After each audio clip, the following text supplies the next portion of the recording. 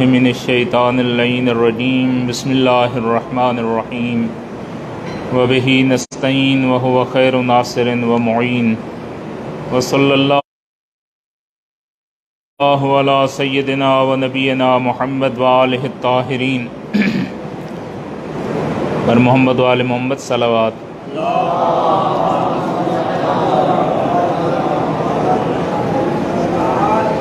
ہماری بحث بسم اللہ کے متعلق ہے، جس میں لفظ اسم جلالہ یعنی لفظ اللہ کا کیا معنی ہے اور اس کو خداوند متعال نے اپنے نام کے لیے اپنی ذات کے لیے کیوں منتخب فرمایا ہے، یہ ہماری بحث چل رہی تھی۔ لیکن اس سے پہلے ایک سوال کیا گیا ہے جس کا جواب دینا مناسب ہے۔ کسی نے پوچھا ہے کہ سورہ فاتحۃ الکتاب 2 مرتبہ کیوں نازل ہوئی، اس کی وجہ کیا ہے؟ تو یہ بحث ہماری گزری تھی کہ سورہ فاتحہ کے اسماء میں سے ایک اسم مثانی ہے، یعنی 2 مرتبہ نازل ہونے والی۔ ایک مرتبہ مکہ معظمہ میں نازل ہوئی اور ایک مرتبہ مدینہ منورہ میں۔ تو دوسری مرتبہ نزول کی وجہ کیا ہے، سوال کیا گیا ہے۔ تو اس کے جو جواب مجھے ظاہراً ملا ہے وہ یہ ہے کہ مدینہ منورہ میں مومنین جو مسلمان تھے، ابتداء اسلام میں بہت فقیرانہ زندگی تھی، کچھ کھانے پینے کو نہیں ملتا تھا، بہت مشکل حالات تھے، فقر و فاقہ تھا، اور دوسری طرف ساری کی ساری تجارت جو تھی وہ یہودیوں کے ہاتھ میں تھی۔ تو ایک مرتبہ مدینہ منورہ میں 7 قافلے یہودیوں کے آئے، جس میں بہت بڑا مال و دولت تھا، اور وہ اپنا مال تجارت بیچ کر واپس چلے گئے اور بہت سارا پیسہ جو ہے وہ لے کر گئے۔ تو مسلمانوں نے حسرت کی، پیغمبر اکرم صلی اللہ علیہ وآلہ وسلم کی خدمت میں عرض کی، کاش ہمارے پاس بھی اتنا کوئی مال و دولت ہوتا، ہماری بھی تجارت ہوتی تو ہم بھی اس سے استفادہ کرتے۔ تو اللہ تعالیٰ نے دوسری مرتبہ سورہ فاتحۃ الکتاب کو نازل فرمایا اور حکم دیا کہ مسلمانوں سے کہو آپ کے پاس سبع المثانی ہے، سورہ فاتحۃ الکتاب ہے، اس سے گران بہا قیمتی موتی اور کیا چاہیے آپ کو؟ کیا دنیا آپ کو ضرورت ہے؟ تو یہ دنیا کے لیے بھی کافی ہے اور آخرت کے لیے بھی کافی ہے۔ تو یہ ایک وجہ اس کی بیان ہوئی ہے اور اس کو آپ کی خدمت میں پیش کیا ہے۔ ہماری بحث جو ہے وہ لفظ اللہ کے متعلق ہے، اور یہ ایک ایسا بابرکت باعظمت اسم ہے، نام ہے کہ جس کے متعلق علماء کے 2 گروہ ہیں، جن میں سے سید عبدالعالی سبزواری بہت بڑے محقق مفسر ہیں، جن کی تفسیر کا ترجمہ قبلہ صاحب کر رہے ہیں، قبلہ علامہ سید محمد تقی نقوی دامہ ظلہ، اور بہت ہی دقیق اور ایسی تفسیر ہے کہ جو تفسیر قرآن بالقرآن ہے۔ وہ انہوں نے جو نظریہ پیش کیا ہے وہ بہت ہی باعظمت نظریہ ہے۔ وہ فرماتے ہیں کہ یہ ایک ذات، ایسی ذات کا نام ہے کہ جس کے اندر نقص کو تصور ہی نہیں کیا جا سکتا، سوچا ہی نہیں جا سکتا۔ مجموعہ کمالات ہے وہ ذات جس کا نام اللہ ہے، اور پھر اس میں جہاد کا تصور بھی نہیں ہو سکتا۔ میں آپ کو ایک واقعہ سناؤں، حضرت امیر المومنین علیہ الصلوۃ والسلام کے سامنے کسی نے اللہ کی ذات کے لیے لفظ واحد استعمال کیا، تو امیر المومنین نے اس کو منع فرمایا، کہا کہ واحد نہ کہو، احد کہو۔ واحد تو وہ ہوتا ہے جس کے 2 حصے ہو سکتے ہوں، ایک وہ ہوتا ہے جس کے 2 حصے ہوں، 1/2 ہو سکتا ہو، لیکن احد وہ ہے ایسا بسیط ہے، یعنی اکیلا، کہ جس کے جز بھی نہیں ہو سکتے، جس کی اجزاء بھی نہیں ہے، وہ ذات بسیط ہے۔ لہٰذا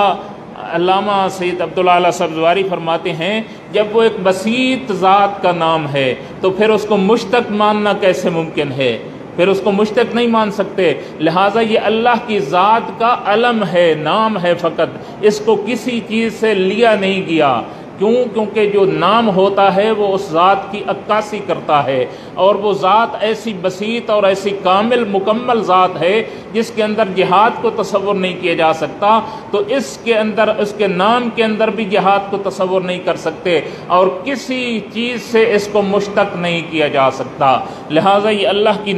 ذات کا نام ہے، اور یہ علم ہے اور بسیط نام ہے، اور اس کو کسی چیز سے مشتق نہیں کیا گیا۔ یہ ایک نظریہ تھا۔ دوسرا نظریہ ہے کہ نہیں، یہ مشتق ہے، اور اشتقاق کے اوپر، مشتق تو آپ کو پتہ ہے نا، کسی مصدر سے لینے کو کہتے ہیں۔ مثلا اردو میں لکھنا مصدر ہے، لکھائی جو ہے اس سے کیا ہے؟ مشتق ہے۔ پڑھنا مشتق ہے، پڑھائی مشتق ہے۔ تو یہ یعنی کسی مصدر سے کسی چیز کو لینا، اس کا ایک منبع ہو، ماخذ ہو، اس سے جس کو اخذ کیا جاتا ہے۔ تو عربی میں بھی اسی طرح سے، البتہ عربی ایک ایسی وسیع زبان ہے کہ جس کو ہماری اردو ترجمانی بھی نہیں کر سکتی، اتنی ناقص زبان ہے، اتنی چھوٹی زبان عربی کے سامنے نظر آتی ہے کہ اس کا ترجمہ اردو میں کرتے ہوئے جو چاشنی عربی میں نظر آتی ہے وہ اردو میں اس کو میں ادا ہی نہیں کر سکتا کہ وہ کیا ہے۔ لہٰذا علماء نے جو اس کے اوپر بحثیں کی ہیں، خدا توفیق دے کہ وہ عربی زبان میں پڑھی جائیں تو وہ زیادہ پسندیدہ ہے۔ دوسرا قول ہے کہ یہ مشتق ہے، اور اس کا جو مادہ ہے جس سے اس کو لیا گیا ہے وہ ہے لاہ یلی ہو۔ توجہ فرمائے طلاب کرام، لاہ یلی ہو، یہ ایک مادہ ہے جس کا معنی یہ بنتا ہے کہ اس نے اپنے لیے بلندی کو پسند کیا، اللہ تعالیٰ نے اپنے آپ کو بلندی کے لیے پسند کیا، یعنی باب ارد سے پھر اللہ استعمال کرنے لگے، لہٰذا اصل اس کی کیا تھی؟ لاہا تھا۔ ساتواں قول یہ ہے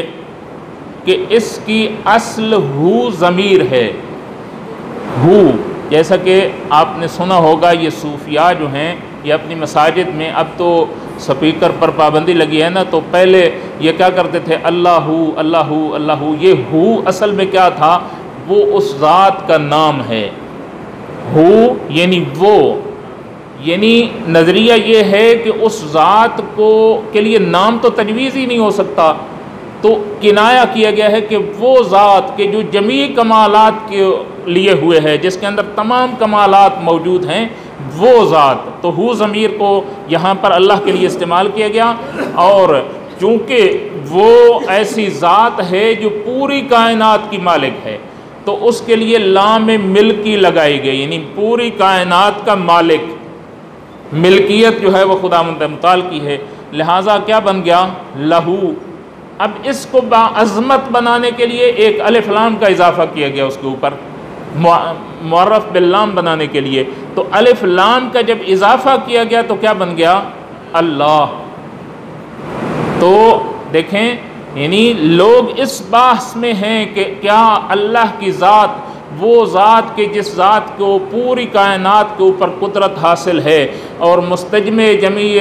صفات کمال ہے، کیا اس کا کوئی نام بھی تجویز ہو سکتا ہے یا نہیں ہو سکتا؟ تو اسی لیے ہمارے علماء نے یہاں پر فرمایا ہے کہ اللہ کے اسماء گرامی توقیفیہ ہیں، اپنی طرف سے آپ اللہ کا کوئی نام تجویز نہیں کر سکتے۔ وَلِلَّهِ الْأَسْمَاءُ الْحُسْنَى، اللہ کی ذات کے لیے اسماء حسنہ ہیں، اور وہ وہی ہیں جو اللہ نے خود اپنے لیے پسند فرمائے ہیں، کسی اور کو یہ حق حاصل نہیں، حتیٰ کہ ائمہ اطہار علیہ السلام نے بھی انہی اسماء کے اوپر اکتفا فرمایا ہے جو اللہ کی طرف سے ان کے تک پہنچے تھے، اور اپنی طرف سے اس ذات کے لیے کوئی نام معین نہیں فرمایا۔ لہٰذا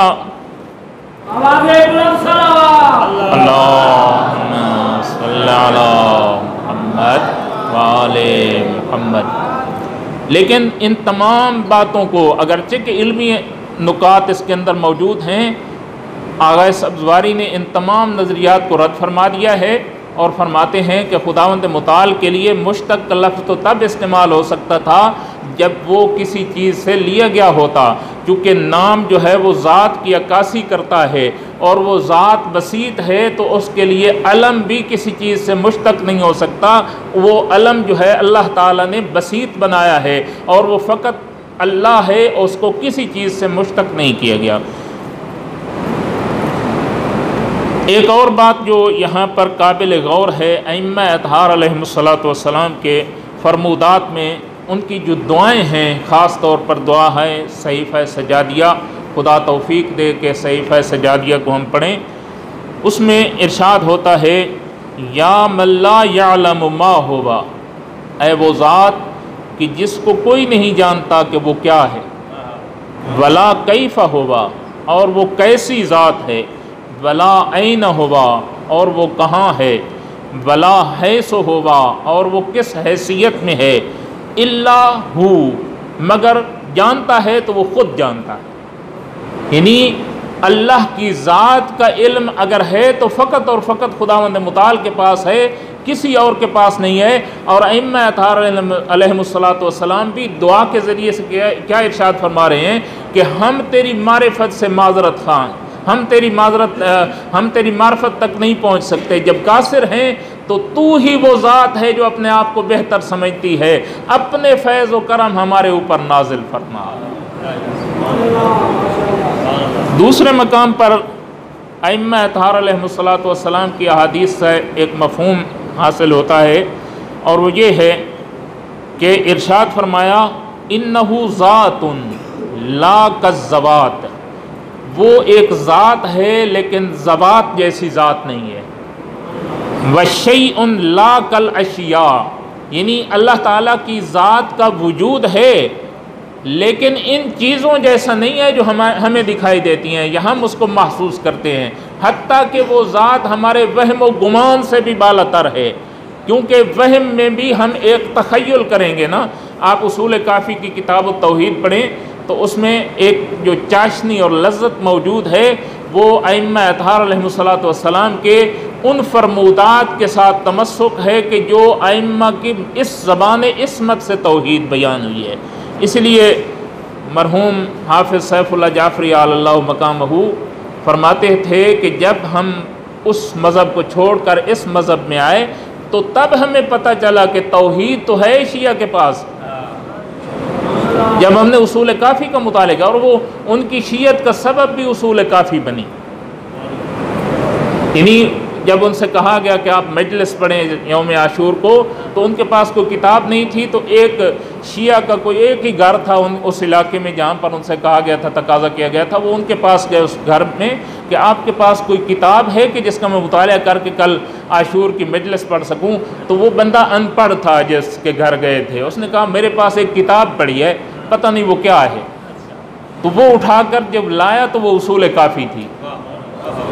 تو اب حافظ صاحب فرماتے ہیں کہ میں نے جو کچھ پڑھنا تھا وہ تو میں نے پڑھ دیا، لیکن وہ کتاب کا جو میں نے مطالعہ کیا تو وہاں سے میں حیران ہوا کہ ہم تو شیعہ کو مشرک کہتے ہیں، اصل توحید تو اصول کافی میں موجود ہے۔ تو پھر میرا یہ تتبع بڑھا، میری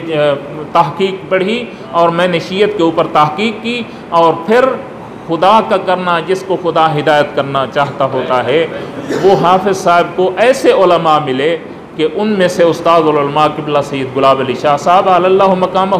اور استاد العلماء قبلہ سید محمد یار شاہ علی اللہ مقامہ، اور اس قسم کے علماء ملے۔ اگر کہیں اور چلے جاتے تو پھر ان کی پتہ نہیں کیا رہنمائی ہوتی اور کیا ہوتا، لیکن یہاں پر جب آئے تو انہوں نے اصول کافی ان کو گھوٹ گھوٹ کر پلا دی، تو اور خوش ہوئے، اور پھر انہوں نے مذہب حقہ کی ترویج کرنا شروع کی۔ تو کیا ہے انہ ذات لا کالذوات وشیء لا کالاشیاء، یہ بھی ائمہ اطہار علیہم الصلاۃ والسلام کی فرمودات کا ایک مفہوم ہے۔ اللہم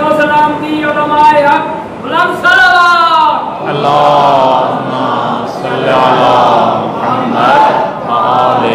محمد۔ حضرت امام جعفر صادق علیہ الصلاۃ والسلام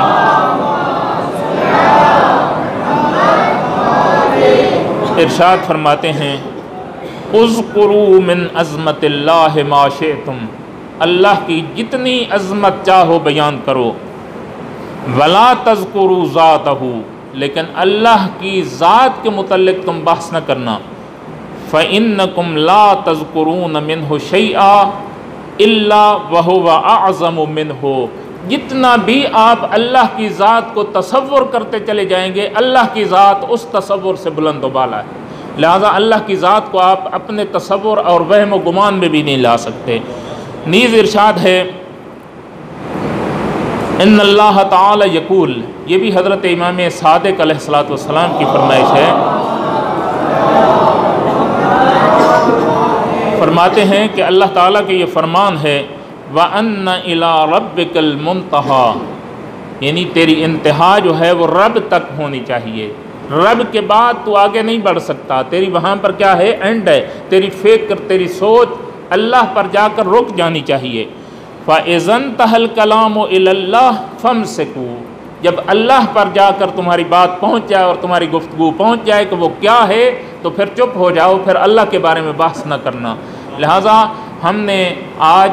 7 نظریات پڑھے کہ اللہ، لفظ اللہ کیا ہے، اور ابھی تک یہ بحث مکمل نہیں ہوئی۔ آئندہ اگلے ہفتے بھی اسی کے اوپر، لفظ اللہ کے اوپر، اور پھر ہم نے آنا ہے اسم کے اوپر، اور پھر بائے بسم اللہ کے اوپر۔ تو اس طرح سے آگے چلیں گے، شاید کہ کئی جلسات جو ہیں وہ بسم اللہ کے موضوع پر چلیں۔